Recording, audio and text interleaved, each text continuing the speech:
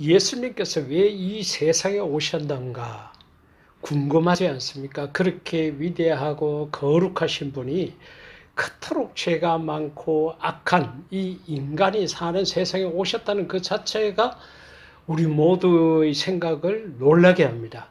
성경은 여러 곳에서 예수님께서 이 세상에 오신 목적에 대해서 다양하게 이야기를 하고 있습니다.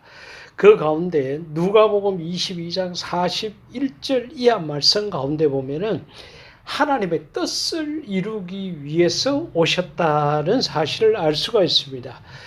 이때는 그러니까 누가복음 22장에 기록되었을 이때는 예수님께서 이제 십자가를 앞두고 계시는 그러한 시점입니다.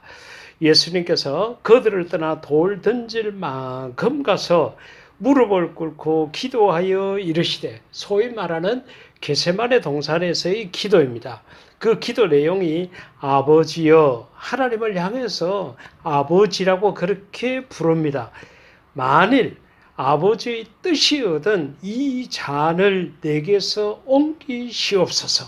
이 잔이라는 것이 십자가라는 것을 우리가 너무도 잘 알고 있지 않습니까? 그러니까 예수님께서도 그 고통스러운 십자가 지기가 싫었던 것입니다. 그런데 이것이 내가 십자가를 지는 것이 아버지의 뜻이다 그러면은 그것을 내가 감당하겠다는 거죠.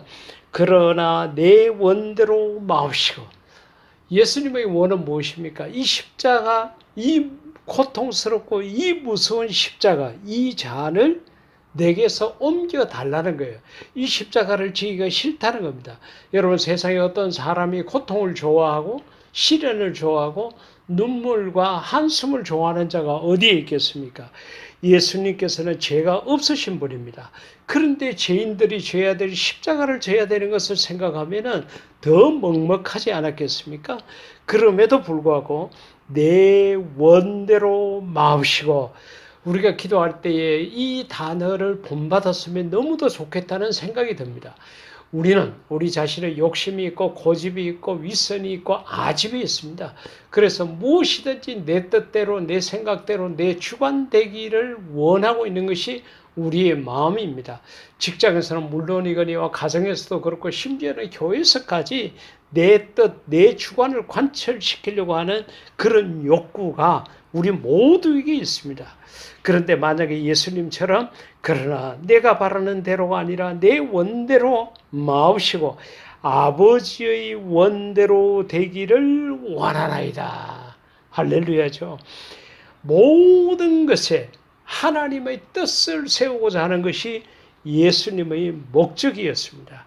그렇게 기도하니까 천사가 하늘로부터 예수께 나타나 힘을 더하더라, 그같이 이야기를 했습니다. 우리가 하나님 앞에 기도할 때뿐만 아니라 무엇을 하든지 간에 하나님의 뜻을 이루기 위해서 한다 그러면은 너무도 아름답고 너무도 좋을 것입니다. 우리가 이 세상에서 이런저런 많은 일들을 하지만은 때로는 실패하고 때로는 좌절하지 않습니까? 또 때로는 기뻐하고 즐거워하고 감사하지 않습니까? 그 갈림길이 어디서 나타났는지를 생각해 보십시오. 아마 틀림없이 하나님의 뜻을 이루기 위해서 내가 기꺼이 수고하고 헌신했을 때는 우리의 마음의 기쁨과 즐거움이 넘쳤을 것입니다. 하지만 내 욕심을 따라가고 내 고집을 따라가고 나의 윗성과 내 자아를 따라갔을 때는 당장은 승리한 것 같고 당장은 무엇을 이룬 것 같지만은 시간이 지날수록 마음이 아프고 힘들고 괴롭고 고통스러운 시간들이 계속되었을 것입니다. 그러기에 우리는 모든 것에 하나님의 뜻을 이루도록 하는 걸음을 걸어야 할 것입니다. 두 번째로는 요한복음 17장 4, 5절 말씀에서 예수님께서는 하나님을 영화롭게 하기 위해서 이 땅에 오셨다는 것을 말씀하셨습니다. 아버지께서 내게 하라고 주신 일을 내가 이루어. 여러분, 우리가 특히 교회 어떤 직분을 맡아서 할 때에 그때에 교회가 원하는 일, 성령께서 기뻐하시는 일, 교회의 은혜가 되는 일을 하는 것 참 중요합니다. 예수님께서는 그랬어요. 아버지께서 내게 하라고 주신 일을 내가 이루어 아버지를 이 세상에서 영화롭게 하여 싸우니. 그러니까 예수님께서 하나님께서 하라고 하는 일을 통해서 이 세상에서 하나님의 이름을 영화롭게 하셨다고 고백하셨습니다. 아버지여, 창세 전에 내가 아버지와 함께 가졌던 영화로서 지금 또 아버지와 함께 나를 영화롭게 하옵소서, 그같이 말씀했습니다. 이 말씀은 하나님을 영화롭게 하는 것이 곧 예수님에게도 영화롭게 되는 것이 되었다는 것을 말씀하신 것입니다. 그렇습니다. 어떤 사람들은 우리가 하나님을 위해서 나의 시간과 재력과 물질 모든 것을 바쳐서 심지어는 목숨까지 바쳐서 살면은 그러면 내 인생은 어디 있느냐? 이렇게 말하는 사람들이 간혹 있습니다.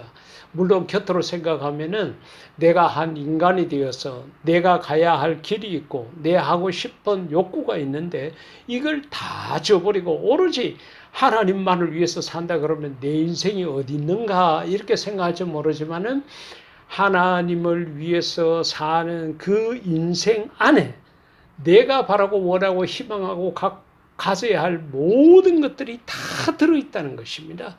그렇게 우리가 하나님 말씀대로만 살게 되면은 나의 기쁨, 나의 즐거움, 나의 소망, 나의 희망 그 모든 것이 그 속에 다 있다는 것을 알아야 합니다.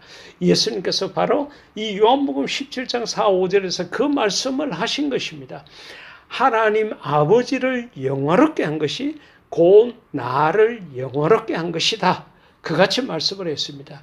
여러분, 우리가 무슨 일을 하든 간에 이 일을 통해서 하나님의 이름이 드러나고 하나님이 존귀하게 받으시고 하나님께서 영화롭게 되실 것인가를 우리가 다시 한번 생각하고 거기에 찬성한다 그러면은 우리는 그 걸음을 걷고 그 일을 감당해야 할 것입니다.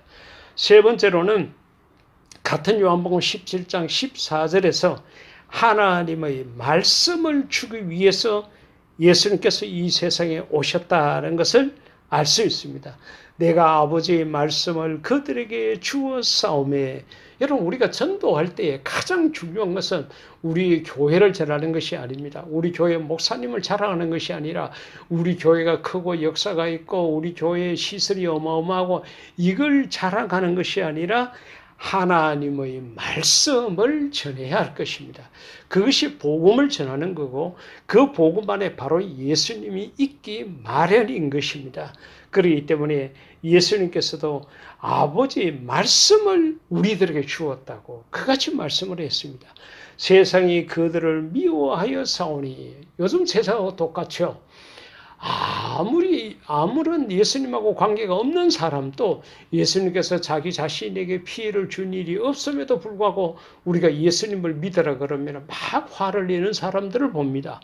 세상이 그들을 미워했다고, 하나님의 말씀을 싫어하고 거부하고 대적하는 것이 세상의 일반적인 모습이라는 것을 생각하고 우리가 전도를 하다가 배척을 당하고 거절을 당했다고 실망하지 말아야 할 것입니다.